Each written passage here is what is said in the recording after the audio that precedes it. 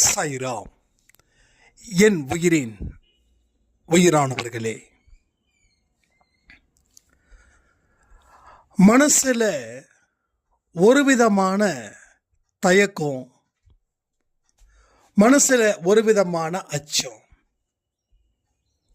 இதன் மூலமாக தான் சாயப்பா கிட்ட என்னால் நெருங்கவே முடியல அப்படின்ற ஒரு உண்மையை சாயப்பா எனக்கு உணர வச்சாங்க. ஆனா இப்போ என் மனசுல அந்த மாதிரியான ஒரு பயம் அப்படின்றது இல்லை. அதே போல இன்னைக்கு நான் காலையில கோவிலுக்கு போனேன். அந்த ₹1 காயினை பூஜித்து எனக்கு கொடுத்தாங்க. அது என் கைக்கு வந்த உடனே ஒரு பலம் எனக்குள்ளே வந்து இருந்துச்சு. இத மாதிரியான விஷயங்கள் அன்பை சாயிலே தொடர்ந்து நடக்கணும். நாங்க எல்லோரும் அதற்கு தயாராக கட்டுப்பட்டவர்களாக இருக்கிறோம் அப்படின்னு ஒரு சாய்ராமுடைய கமெண்ட். ஒரே ஒரு வார்த்தை உங்க மனசுல வச்சுக்கோங்க, வேற எந்த வார்த்தையும் வேண்டாம். அந்த ஒரே ஒரு வார்த்தை உங்க வாழ்க்கைய மாத்துது. உங்க சொல், உங்க செயல் எல்லாமே புனிதமாக்கப்பட வேண்டிய ஒரு நிலை இன்னைக்கு உங்களுக்குள்ள இருக்குது. இதற்கு முன்னாடி இருந்த எண்ணம், சொல், செயல் எல்லாமே பலப்படலை.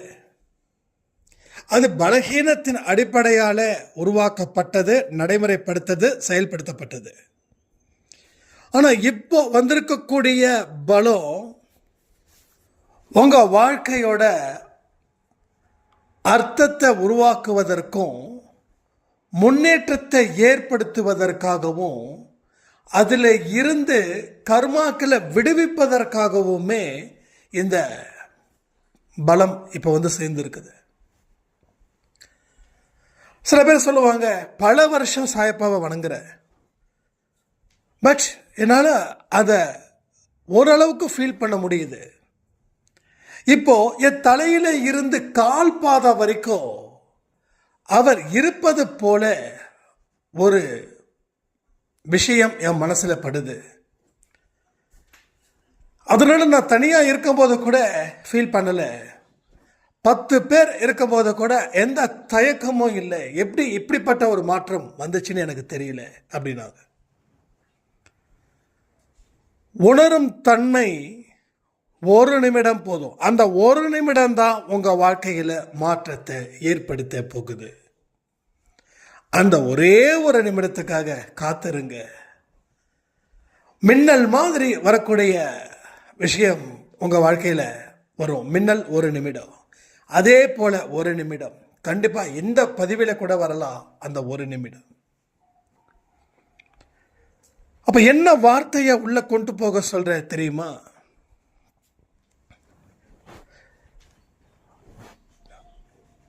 இன்னைக்கு பல பேர் பலவிதமான கஷ்டத்தை அனுபவிச்சுட்டு இருக்காங்க. ஏதாவது ஒரு முயற்சி செய்யணும் அப்படின்னு நினைக்கும் போது இந்த முயற்சியை செய்யாத, எதுக்கு வீண் முயற்சி, மறுபடியும் தோல்வியில சந்திக்க நீ தயாரா இருக்கியா, அதனால வேண்டாம் அப்படின்னு உங்களை சுத்தி சொல்லக்கூடியவர்கள் எத்தனை பேர்? கமெண்ட் பண்ணுங்க.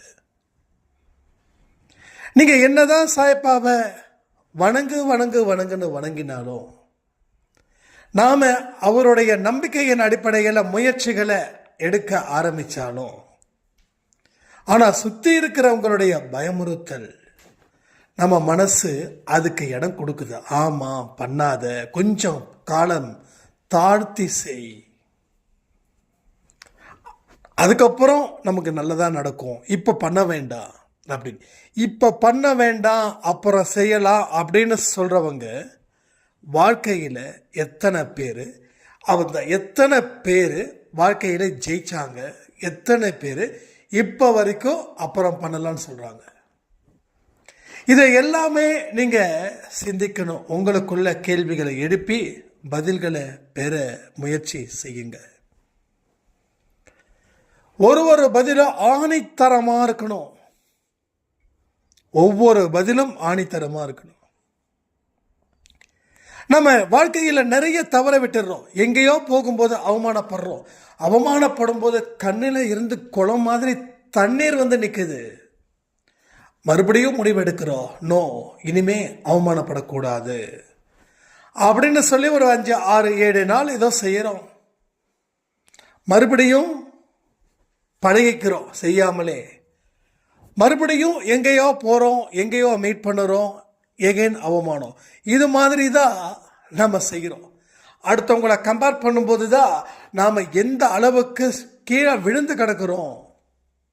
அவங்களாம் எப்படி இருக்காங்க? இது நினைக்காத மனுஷனே இந்த உலகத்தில் கிடையாது. அவன் எவ்வளவு பெரிய கோடீஸ்வரனா இருந்தாலும் இன்னொரு மனுஷனை வச்சு கம்பேர் பண்ணி அவன் பாரு இப்படிப்பட்ட ஒரு இடத்துல இருக்கான், நான் இப்படி இருக்கேன் அப்படின்னு கம்பேரிஷன் பண்றது சரி தப்புன்றதுக்காக நான் பேசல. ஏன் நம்மால அந்த மாதிரி வாழ்க்கையை வாழ முடியலன்றதை நான் பேசுறேன். கம்பேரிஷன் தப்பு, அது இது நம்ம பேசியிருக்கோம், அது உண்மை. ஆனா அடுத்தவனை நினைக்கிற அளவுக்கு நீ ஏன் மட்டமான ஒரு வாழ்க்கைய வாழணும்? என்ன உங்ககிட்ட திறமை இல்லை? ஏதாவது இல்லைன்னா வளர்த்துக்கலாமே. யாராவது 4 வார்த்தை சொல்றாங்க அப்படின்னா ஏன் மனசை கஷ்டப்படணும்? அவங்க சொல்லக்கூடிய விஷயம் சரி அப்படின்னா அதை பாசிட்டிவா எடுத்துட்டு போ. அவங்க இப்படி சொல்லிட்டாங்களேன்னு நினைச்சு ஏன் நெகட்டிவா திங்க் பண்ற? சொல்லக்கூடிய வார்த்தைகள் நீ ஏத்துக்கிற மனசை பொறுத்து அது உயிர் வாழுது இல்லை சாகுது. எப்படி உயிர் வாழும் அப்படின்னா ஒரு கான்ஃபிடென்ட்டா, ஒரு பாசிட்டிவா அதை எடுத்துக்கிட்டா அந்த வேர்டு உயிர் வாழும். எத்தனையோ வார்த்தைகள், எத்தனையோ முகங்கள் என்கிட்ட பேசுனது தான், நிறைய வார்த்தைகள். அது வெறும் சத்தமா இல்லை, சாதாரண அர்த்தங்களாகவும் இல்லை. அது மிகப்பெரிய அர்த்தத்தை எனக்கு நிறைய பேரால கொடுத்துருக்குது. எனக்கு இத்தனை விஷயத்தை நான் திரும்ப திரும்ப பேசுகிறேன், இல்லை புதுசாக பேசுகிறேன், எனக்கு தெரியாது. ஆனால் ஒன்று, அத்தனை பேர் என்கிட்ட பேசுனது நான் அதை எப்படி எடுத்துக்கிட்டதால எப்படி எனக்கு வாழ்க்கையை அதை அமைச்சு கொடுத்துருக்குது. ஒரு பாலை செவுத்துல போட்டாலோ இல்லை ஒரு பாலை தரையில் போட்டாலோ எங்கே போட்டோமோ அங்கே தானே வரும்.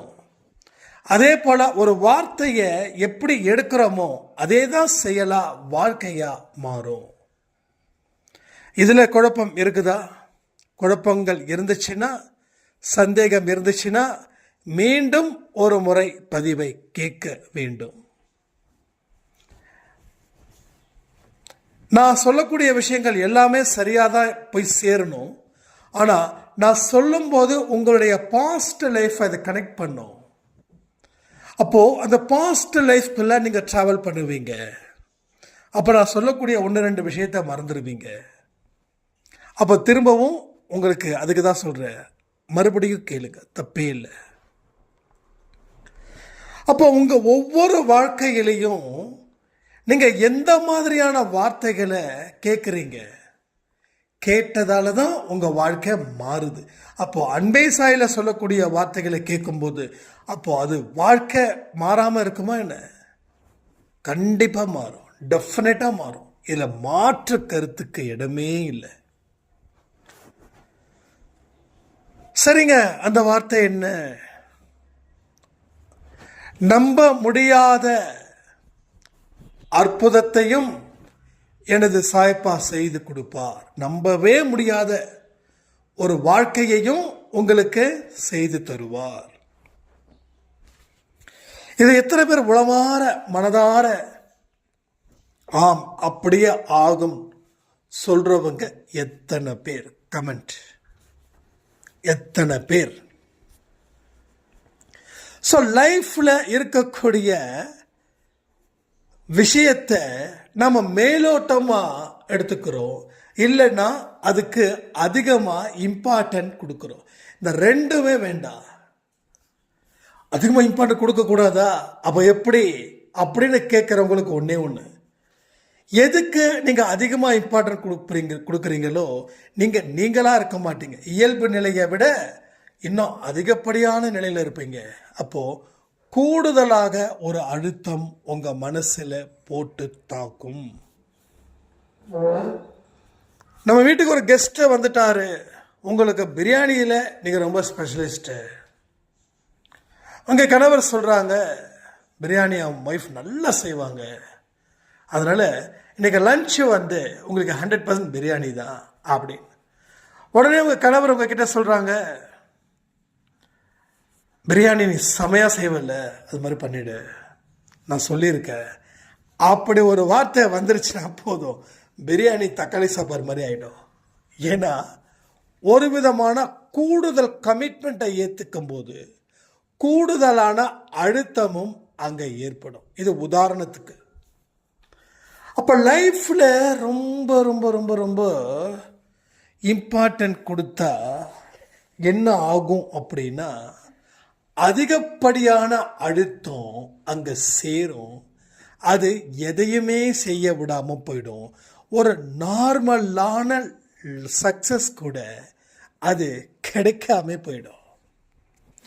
அப்போ நார்மலான சக்ஸஸ் கூட கிடைக்கலன்னா ஒரு மினிமம் ஹாப்பினஸ் கூட போயிடும். இது எல்லாமே ஃபேக்ட். நான் சொன்னது அப்படியே ஏற்றுக்கணும்னு சொல்லவே இல்லை. நான் சொல்லக்கூடிய விஷயத்தை ஒவ்வொன்றும் உங்களுடைய லைஃப்பில் நீங்கள் கனெக்ட் பண்ணி பாருங்கள். அது 1000 விஷயங்களை சொல்லும். ஏன் இன்னும் அனுபவம் ஜாஸ்தினா 1 கோடி விஷயத்தை ஒரே நிமிடத்தில் சொல்லிட்டு போயிடும். ஒரே நிமிடத்தில் உங்கள் வாழ்க்கை மாறும். என் வாழ்க்கை மாறி இருக்கு. ஒரே நிமிடம், ஜஸ்ட் ஒன்லி 1 minute. ஒரு நிமிடமும் வாழ்க்கை மாறுது. இந்த நிமிடத்தில் நீ என்ன நினைக்கிற முக்கியம், எதை முடியும்னு நினைக்கிற அது முக்கியம்.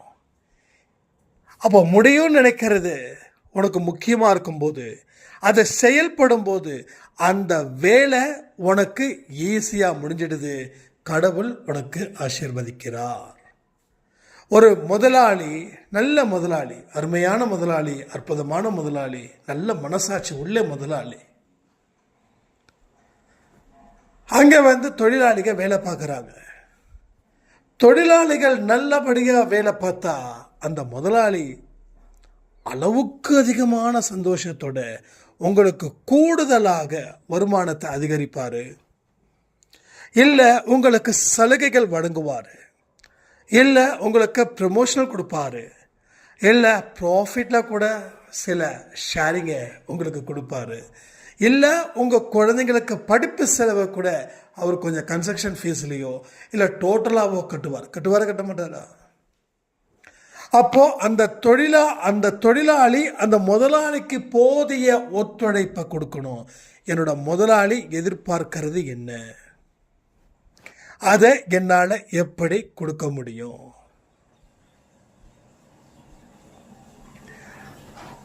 இந்தந்த விதத்தில் என்னோட முதலாளியோடைய எதிர்பார்ப்பை நான் பூர்த்தி செய்யணும்னா இந்தந்த அறிவையும் இந்தந்த ஆற்றலையும் நான் வளர்த்துக்கணும்னு ஒரு தொழிலாளி நினைச்சு வாழ ஆரம்பிச்சானா அந்த தொழிலாளி இன்னைக்கு எந்த ரேஞ்சில் இருக்காரோ அடுத்த 10 வருஷத்தில் அவர் அதை விட டாப் ரேஞ்சில் இருப்பார். அதே போல இங்கே கடவுள் தான் முதலாளி, ஒருவன் முதலாளி, உலகில் மற்றவன் தொழிலாளி. அந்த பாட்டு இருக்குல்ல, அந்த பாட்டோட கருத்தின்படி இங்கே யார் முதலாளி? சாய் தான் முதலாளி, சாய் முதலாளி. ஏன்னா அவர் அப்பான்னு கூப்பிட்டா, அட நம்ம அப்பா தானே முதலாளியாக இருக்காரு, ஆட பார்த்துக்கலாம் விடுங்க. நம்ம ஏதாவது கொஞ்சம் தலைவலின்னா சரிப்பா கவலைப்படாத, ஃபீல் பண்ணாத, ரெஸ்ட் எடுத்துக்கோ, பார்த்துக்கலாம், அந்த இடத்துல போயிடக்கூடாது. அவர் எங்கே அப்பான்னு கூப்பிடணும் வீட்டுக்குள்ள, எங்கே முதலாளியாக பார்க்கணும் வெளியில். அப்போ அவருடைய எதிர்பார்ப்பை நீங்க பூர்த்தி செய்யக்கூடிய அளவில் இருந்துட்டா, அவருக்கு போதிய ஒத்துழைப்பை நீங்க கொடுத்துட்டா, உங்க வாழ்க்கை ஹை லெவல்ல போய் நிற்கும், எக்ஸ்ட்ரீம் லெவல்ல போய் நிற்கும். நான் சொன்னேனே, நம்ப முடியாத காரியத்தையும் செய்து முடிப்பவர் தான் நம்ம சாயப்பா. இந்த வார்த்தை கேட்கும் போதே எத்தனை பேருக்கு ஒரு ஃபயரா இருக்குதுன்னு பாருங்க, எத்தனை பேருக்கு ரொம்ப கான்ஃபிடென்ட்டா இருக்குதுன்னு பாருங்க. அந்த வார்த்தைகளை கேட்கும் போது மனசுல ஒரு விதமான சந்தோஷம், ஒரு விதமான நம்பிக்கை, தன்னம்பிக்கை, தன்னால முடியும்டா அப்படின்னு சொல்லக்கூடிய விஷயங்கள். இது இயல்பா நடந்துருச்சுன்னா அவன் ரொம்ப லக்கி. நம்ப முடியாத காரியத்தையும் செய்து முடிப்பாருன்னு சொல்லி அதை சோக கீதத்தோட கேட்டா வாழ்க்கை காலி. அப்ப என்ன விஷயம் நடக்குது? எதிர்மறை எண்ணங்கள் சூழ்ந்து இருக்கிறதால எந்த விதமான நேர்மறை எண்ணங்களுக்கும் அங்க மதிப்பு இல்லை. ஒரு 30 பேர் ஒரு வீட்டில் இருக்கா, அத்தனை பேரும் அயோக்கியனுங்க. 31ஆவதா ஒரு ஆள் வரான், அவன் நல்லவன். அவனுக்கு அந்த வீட்டில் மதிப்பு இருக்குமா, மதிப்பு இருக்காதா? கமெண்ட் பண்ணுங்க. ஸோ டெஃபினட்டா மதிப்பு இருக்காது. ஏன்னா 30 பேர் இங்க இருக்கிறான். அது போலதான் எதிர்மறை எண்ணங்களை ஒவ்வொன்றாக கொள்ள வேண்டும், ஒவ்வொன்றாக கொள்ள வேண்டும். உங்க மனசுல எதெல்லாம் மாயத்தை கொண்டு வந்து சேர்க்குதோ, எதெல்லாம் எதை நினைச்சாலும் போதையாகுதோ, அதை எல்லாத்தையும் கொல்லணும், ஒவ்வொன்றா கொல்லணும். நீங்க தான் ஹீரோ. ஒரு ஹீரோ என்ன பண்ணுவான்? வில்லனை தேடி கண்டுபிடிச்சு அடிப்பான். டைரக்டா வில்லன் அடிப்பானா? இல்லை, வில்லனுடைய கையாளுகளிலிருந்து ஆரம்பிப்பான். ஒவ்வொன்றா வெட்டி வெட்டி வெட்டி வெட்டி சாட்சி கடைசியில் வில்லன் அடிப்பான். அதே போல நீங்களும் உங்களுக்கு உள்ள இருக்கக்கூடிய வில்லன்களை ஒழிப்பதற்குன்னு ஒரு நேரத்தை உருவாக்குங்க. அப்போ அத்தனை எதிர்மறை எண்ணங்களும் உங்ககிட்ட இரையாயிடும். அதற்கப்புறமா வாழ்க்கையில் நான் சொல்லக்கூடிய வார்த்தைகள் எல்லாமே உங்களுக்கு மிகப்பெரிய அளவில் ஒரு பெரிய தாக்கத்தை அது ஏற்படுத்தும். அப்போ லைஃப்பை பற்றி அதிகமாக இம்பார்ட்டன்ட் கொடுத்தா இந்த பிரச்சனைகளை நீங்கள் மாட்டிப்பீங்க. அதே நேரத்தில் அலட்சியப்படுத்தினாலும் மாட்டிப்பீங்க. இதுக்கும் அதுக்கும் ஒரே குழி தான். அந்த குழியில் விழுந்துட்டா எழுந்திருக்க முடியாது. அதனால தான் இயல்பான நிலையில் இருங்க அப்படின்னு நம்ம சொல்லிக்கிட்டே இருக்கோம். எல்லா பதிவிலையும் இயல்பான நிலையில் இருங்க. அந்த இயல்பான நிலையில் இருந்து உங்கள் வாழ்க்கையை வாழுங்க. அப்போதான் அதிகப்படியான சந்தோஷத்தையும் அதிகப்படியான நம்பிக்கையையும் பெற முடியும். எப்பெல்லாம் மைண்டுக்குள்ள ரொம்ப டிஸ்டர்பன்ஸ் இருக்கோ அப்பெல்லாம் நல்ல நல்ல புத்தகத்தை படிங்க, நல்ல புத்தகத்தை படிங்க. மைண்ட் ரொம்ப டிஸ்டர்ப் ஆகுச்சுன்னா, இல்லை எதுவுமே பண்ணலைன்னா கூட 1 hour ஜஸ்ட் நல்லா ப்ரீத்திங் எக்ஸசைஸ் பண்ணுங்க. அமைதியான ஒரு முறை உங்களுக்குள்ளே இருக்கணும். காலையில் எழுந்திரிச்ச உடனே நிறைய பேருக்கு பயங்கர குழப்பம் இருக்கும், ஒரு மாதிரி இருக்கும், ரொம்ப டிஸ்டர்ப்டாக இருக்கும். அந்த நேரத்தில் ஒரு 15 நிமிஷம் கண்களை மூடி நிமிர்ந்து உட்காந்து ஒன்று தியானம் பண்ணுங்க, இல்லை மூச்சு பயிற்சி பண்ணுங்க, இல்லை கடவுளை நினச்சிக்கோங்க, ஏதாவது ஒன்று. ஆனால் தனிமையில் இருக்கணும், டிஸ்டர்பன்ஸ் இல்லாமல் இருக்கணும். அப்படி இருக்க இருக்க இருக்க உங்கள் லைஃப்பில் நிறைய விஷயங்கள் உங்களுக்கு மிகப்பெரிய ஒரு விஷயத்தை உணர்த்தும். நீ வாழ வேண்டியவன், நீ புலம்ப வேண்டியவன் இல்லை, நீ வாழ வேண்டியவன், நீ சாதிக்க வேண்டியவன் அப்படின்னு ஒரு தாட்டை கடவுள் கொண்டு வந்து சேர்ப்பார். இதையெல்லாம் புரிஞ்சுக்கோங்க. வாழ்க்கைன்றத செம்மையாக வாழுவோன்னு சொல்லி இந்த ஒரு நிமிடம் உங்கள் வாழ்க்கையில் எப்போ வரும் அப்படின்னா, என்னைக்கே நீங்கள் எல்லா விஷயத்தையும் முழுசாக செய்கிறீங்களோ அந்த நிமிஷத்தில் அது நடக்கும், நடந்தே தீருன்னு சொல்லி இந்த பதிவை நான் முடிக்கிறேன். ஜெய் சாய்ராம்.